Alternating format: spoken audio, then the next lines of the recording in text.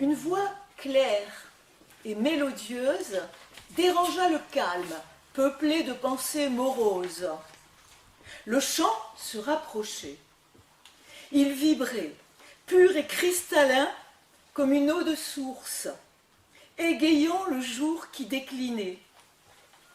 La jovialité qui s'en dégageait contrastait d'une manière presque impudique avec les plaintes inexprimées. « Voilà l'étrangère », grommela Thérèse.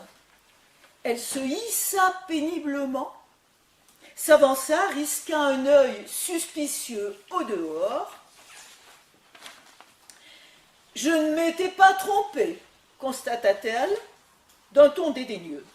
Elle fronça les sourcils, observa à la dérobée l'effronté qui marchait d'un pas décidé et dont l'insolence osait profaner la mémoire du défunt et corrompre la tranquillité des lieux. Cette fille, poursuivit-elle, est le diable en personne. Elle maugréa encore contre la silhouette plantureuse qui se trouvait sur le chemin. Elle revient de chez Mayol, supposa Irène. Thérèse approuva en fermant la fenêtre, et puis d'un geste sec, elle ferma le rideau. Sur le spectacle indécent, l'image de la jeune arrogante disparut, et le beau ramage ne fut plus qu'un insignifiant fredonnement. Plus tard, au moment du repas, Thérèse frotta ses mains sur son tablier et prit place en face de son petit-fils. « Bon appétit !» prononça-t-elle d'un ton empreint d'une austère solennité. La phrase rituelle sonnait le glas de la conversation. Thérèse n'aimait guère parler à table. Elle mangeait, plongée dans un recueillement presque religieux. Joseph avait dû se plier à ses exigences. Il avait pris l'habitude de se taire. Le silence coutumier s'installa. Chacun absorba sa nourriture sans prêter attention à l'autre, les yeux rivés sur son plat, et le calme, presque gênant, amplifiait les sons d'ordinaire étouffés par les paroles, amortis par les rumeurs du jour. On percevait démesuré le crépitement du feu dans les cheminées, le balancement régulier et lancinant de la pendule, le raclement des cuillères sur l'antique porcelaine et parfois quelques déglutitions involontairement bruyantes. Thérèse dérogea soudain aux usages et rompit la solitude dans laquelle tous les deux s'étaient enfermés. Au fait, il faut que je te dise. La voix, empreinte de sévérité, trahissait une forte contrariété. L'autre jour, tu as croisé l'étrangère, celle qui va chez Mayol.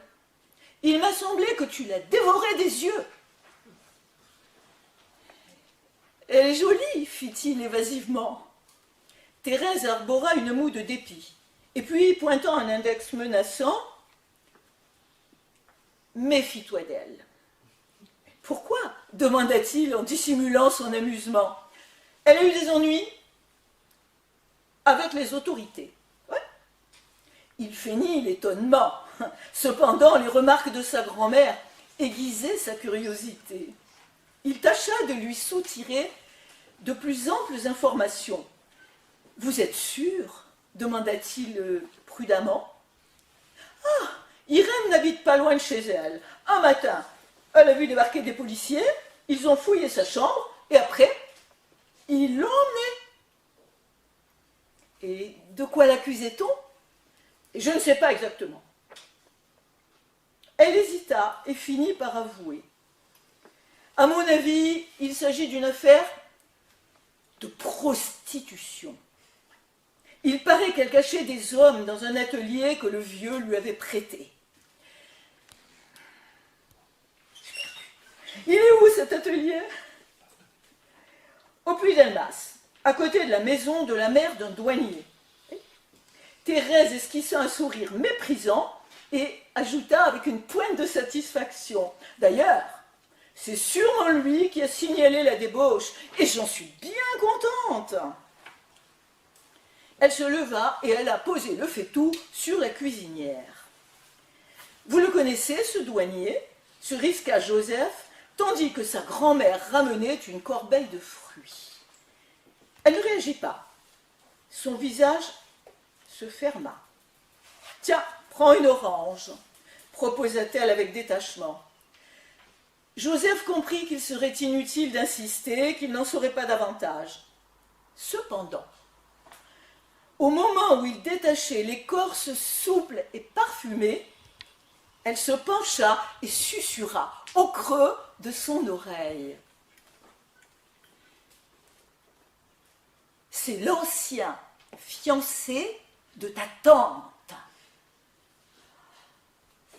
Elle marqua un temps d'arrêt et poursuivit dans une ultime confidence. « Mais je ne t'ai rien dit. »« Vous ne m'avez rien dit, confirma-t-il.